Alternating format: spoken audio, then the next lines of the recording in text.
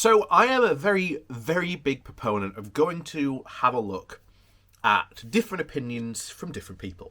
I always think it's good to have that different range of opinions. It does help you form your own opinions, does help you, get new ideas into your brain space. But you understand. It's good to have and hear different opinions. So today we go to an opinion which I think is quite good. We go to a guy who is a Green Party councillor. So I think, can't remember 100% certain, but he might be for Sheffield, not 100% certain, but he is a Green councillor. Not 100% sure where his area is. But he is going to today, on this article for the Yorkshire Bylines, give his view on Keir Starmer's keynote speech that he gave, a week, 2 weeks ago now? And he's going to give his view on what he thinks, as someone who is actively running for a different party, his view on Keir Starmer. So I think it's good, as I've said, to get different views from different people, and I think this article is really good. I share some of the criticisms he has of Starmer in this article. I have my own criticisms, of course, of him. As I am saying constantly now, he needs to put out some proper policy and make Labour stand out. Like I say, you cannot out-Tory a Tory. And of course, the budget comes out Wednesday, so it's tomorrow. So I'm sure we'll be talking a lot about that, especially in the coming days, and the impacts that is going to have on our country as well. So it is important that we get a good view of the man who is leading the main party of opposition in the UK. So before we jump into that, please do remember to hit the like and share button. And of course, down below there is a link to my Patreon page and a one-off donation link called Buy Me a Coffee, where you can, buy me a coffee. And thank you very much to all the people who do support me that way.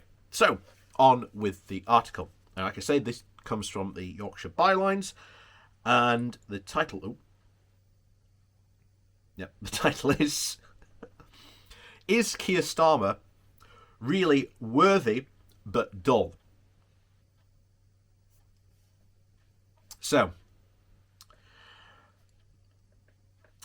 since he took over the leadership of the Labour Party, a lot of people have described Keir Starmer as worthy but a bit dull. Since the leader of the party is always subject to unfair attacks from the media, I thought I'd do him the justice of reading what he actually said in the keynote speech he delivered recently. Is he really worthy of leading the official opposition to this terrible government? So, what kind of leader thinks he can rally the nation behind him, deciding not to mention Brexit in case it scares the voters? Will COVID recovery bonds really be the next big inspirational policy that will excite activists and inspire the nation? Why claim you will put tackling the climate emergency at the centre of everything we do, and then not list amongst them the big themes and utterly fail to articulate a single hard policy to actually achieve that? Johnson's government has made a whole series of incredibly damaging mistakes, and yet it is ahead of Labour in the opinion polls. At every stage in this government's failure, the attack from Starmer has lacked the necessary strength and passion. Instead of offering clearly argued alternatives and standing firm and separate, Starmer has adopted an approach that comes across all too often as amounting to technocratic nitpicking over tactics. The British government locked down far too late and then squandered the opportunity of the summer.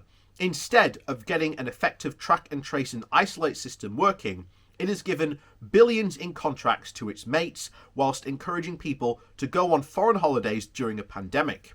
Then, the mismanagement of the pre-Christmas mounting crisis that landed us all with months of more damaging lockdown accompanying by a day after day of death tolls of around 1,000. Lately, it has spent weeks encouraging the fantasy that the vaccination on its own will be sufficient to get life back to normal. With that kind of track record, The government of this country, with the third worst record in the world at handling the pandemic, ought to be at rock bottom in the opinion polls. Instead, they are ahead of Labour in most polls. It obviously isn't easy to attack the government in the middle of a pandemic when it's in everyone's interest that it succeeds. Yet, at what point has Starmer been able to drive home the message that he has a much better plan and clearly in his mind and a team that could implement it better? I'm not saying that Labour couldn't have done better than Johnson's choice of mindless extreme Brexit loyalists. I'm saying that Starmer has so far failed to convince many people that he has had a clear and consistent alternative strategy and a team of competent people waiting to implement it. Not everyone will agree with me. Many are grateful for the quiet competence, but that's the nature of modern progressive politics. Across Europe, mainstream political parties are finding that there are a range of passionately held beliefs about the best way forward, and they are not easy to unite into a single cause. Which goes straight to the heart of the biggest single omission from Starmer's speech. He utterly failed to recognise the divisions on the left and the consequences of the largest opposition party going into a general election without a strategy for dealing with that. The 2019 general election produced a strong majority in favour of a progressive policies, with almost 53% of voters opting for Labour, the Lib Dems, SNP, Greens, Plaid or the SDLP. With only just over 47% of voters opted for the Conservatives, the Unionists and the Brexit Party. So a strong progressive majority has had to watch passively while others on the right wing of a right-wing party use the trappings of power to pose as responsible leaders of the nation as they irresponsibly lurch from one mistake to the next. And there is a real need for a reset on the left, which recognises that competing political views that are strongly held are going to be the feature of the political landscape for decades to come. But how realistic is that those who passionately hold different views will agree to pack up the aligned banner and align behind the Labour Party? It is unrealistic to build the left's political future on a false hope that every other party will graciously stand aside and let the one true party of the working class win the next election. I don't expect everyone to share the same emphasis that the Green Party places on the environmental crisis, but I do expect all of us to get serious about the degree to which we need to work together whatever we can do about the need to disagree strongly but reasonably and whilst respecting the rights of others. I was therefore hoping to hear something from Starmer that indicated some kind of understanding that politics on the left needs to be different. It has involved cross-party political collaboration if it has to be winning politics. Instead, we've had complete silence about electoral reform and cross-party collaboration. But all that is right and proper, the local elections in May will result in a heavy rejection of those in the Conservative Party and its failures.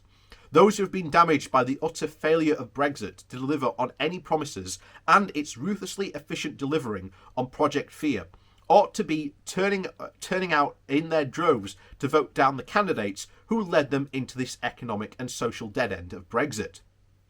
People who have been shut in for weeks, who have struggled to keep services running and who have lost friends and relatives unnecessarily, and those businesses who have been pushed to the absolute brink of ought to be queuing up to vote against those who have led to such a massive national failure.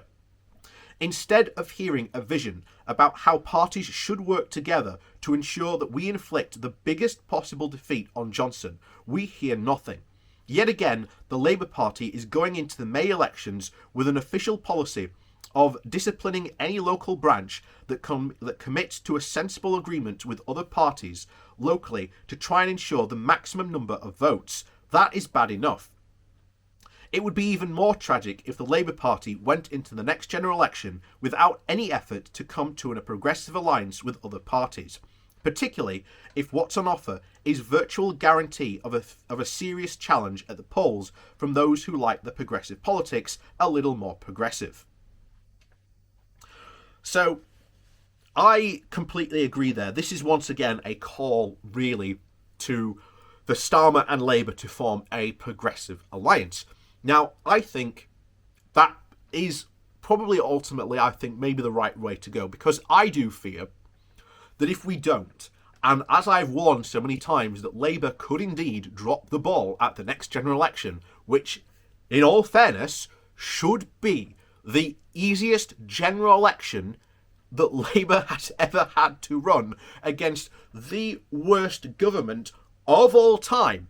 And this is coming up against Theresa May's government, who used to own that accolade.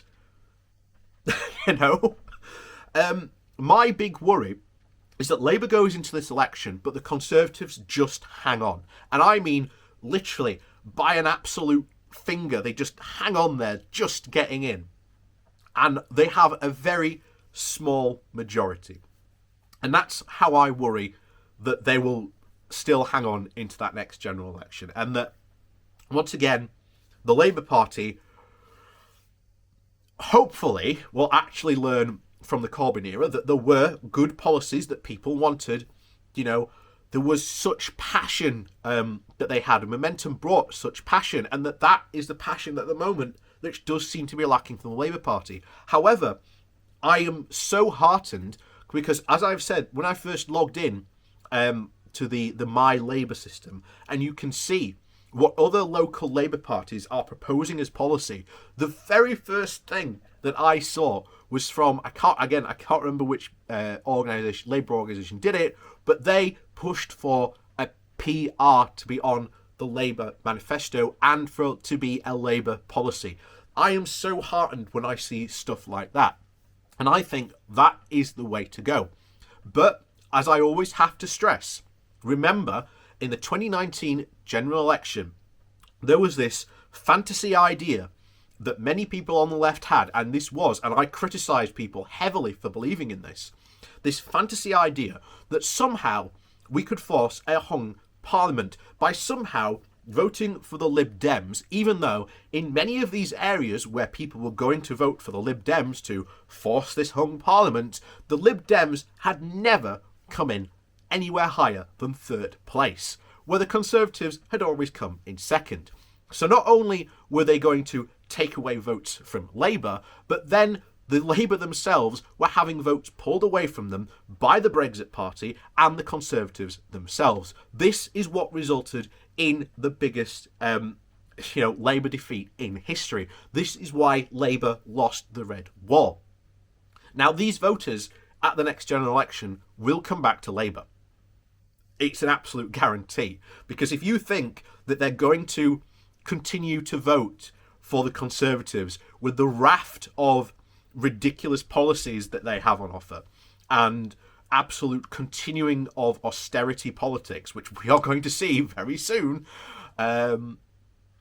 think again. Because, as I always said, the 2019 general election was essentially being boiled down by the Conservatives as a one-issue election. And that was, we want to get, quote, Brexit done. But hey, Brexit has now been, quote, done, and being done in the worst of all possible ways. And as yet, we have yet to see the full extent of how Brexit is going to be. And trust me, they've already lost the fishermen as well as businesses we see on a daily basis crying about how bad Brexit is. And like I say, this year especially, they're going to try and prove that, quote, Brexit is a success, and they ain't anywhere close. So, here's to the May elections. We'll have to see how it goes. Hopefully we'll be able to have them.